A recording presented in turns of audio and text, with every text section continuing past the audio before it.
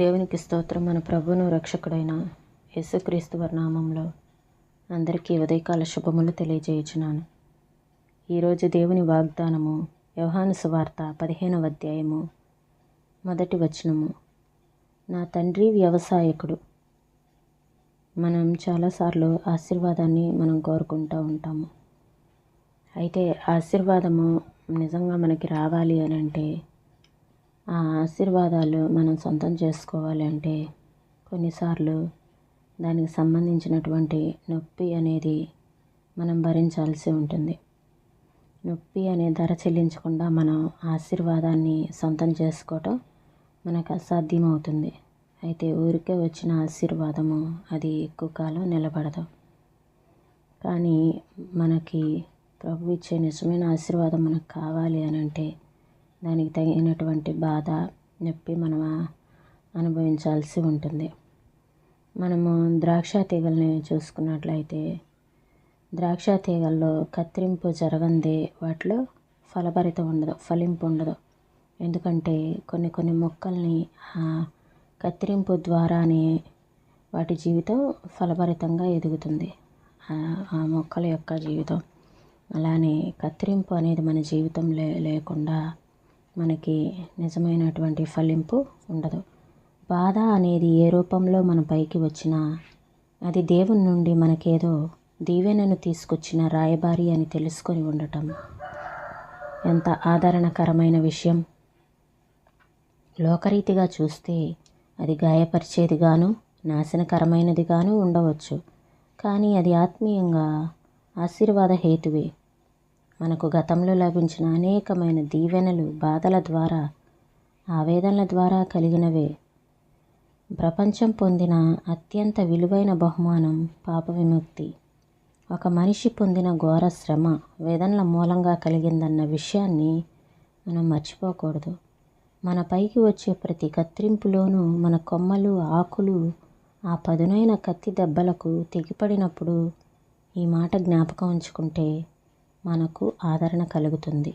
నా తండ్రి వ్యవసాయకుడు. Doctor Vincent ఒకసారి ఒక ద్రాక్ష తోటకు వెళ్ళాడు. అక్కడ నోరూరించే ద్రాక్షలు అన్ని వైపులా గుత్తులు గుత్తులుగా వేలాడుతున్నాయి. ఆ తోట యజమాని అన్నాడు, నేను నియమించిన క్రొత్త తోటమాలి పనిలో చేరగానే ఖచ్చితంగా చెప్పేశాడు.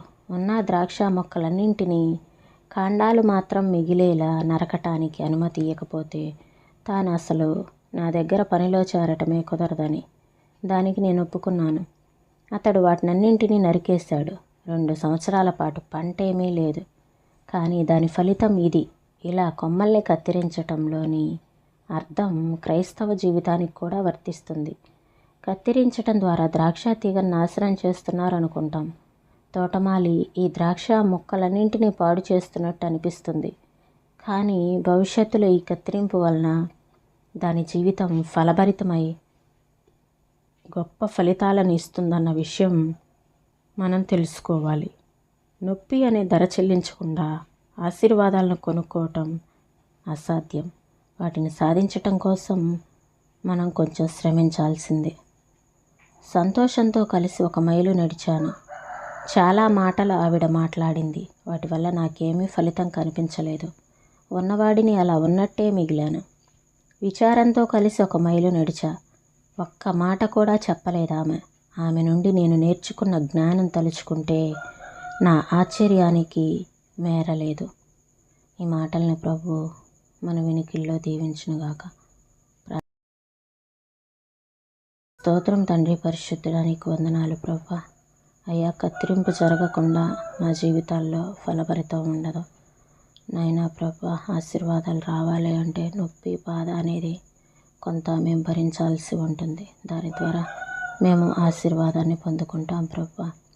అయ్యా, అయితే నా తండ్రి, ఆశీర్వాదము ఊరకనే వచ్చేయాలంటే అది రాదు అని మేము మా మనసుకు చెప్పుకొని దానికి తగినటువంటి బాధని మేము భరించటానికి, మా మనసుని మేము సిద్ధపరచుకోవటానికి మాకు సహాయం చేయండి.